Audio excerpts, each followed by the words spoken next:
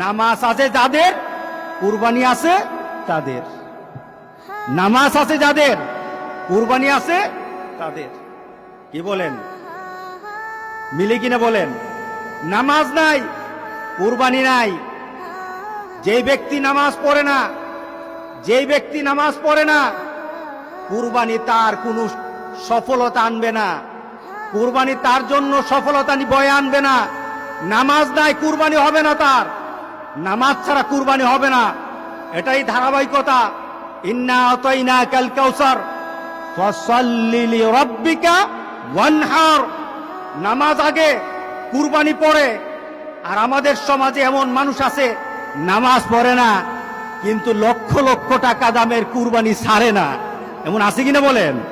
তার মানে কি, সে দিন বুঝে না, সে ইসলাম বুঝে না, সে মোহাম্মদ সাল্লাল্লাহু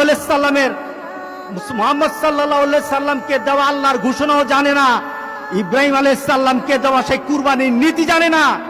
এই কুরবানি তার জন্য কোনো সফলতা বয়ে আনবে না। সুতরাং যারা কুরবানি দিচ্ছেন, আপনার নামাজ নাই, উলামায়ে কেরাম কিন্তু বলেছেন যাদের সাথে নামাজ নাই, যাদের সাথে নামাজ নাই, নামাজি ব্যক্তি যেন তাদের সাথে কুরবানি না দেয়। কারণ বেনামাজির কুরবানি হবে না। আপনি 7 নাম দিলেন, 6 জন মানুষ নামাজ পড়ে, একটা মানুষ নামাজ পড়ে না, বিপদ কিন্তু হয়ে গেছে, বিপদ কিন্তু হয়ে গেছে। কারণ 6 ব্যক্তির অংশটা কিন্তু আরেকজনের সাথে সংযুক্ত হয়ে আছে।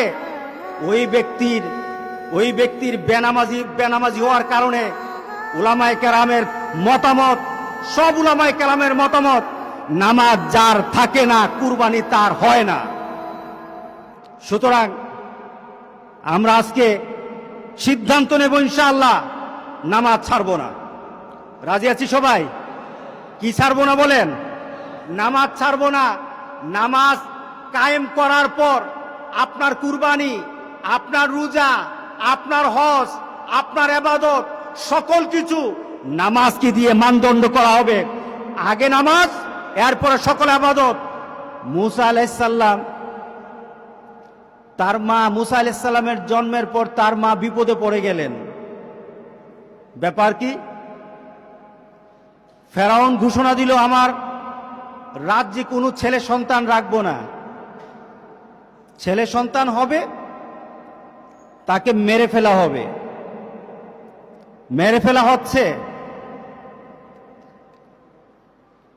মুসা আলাইহিস সালামের মা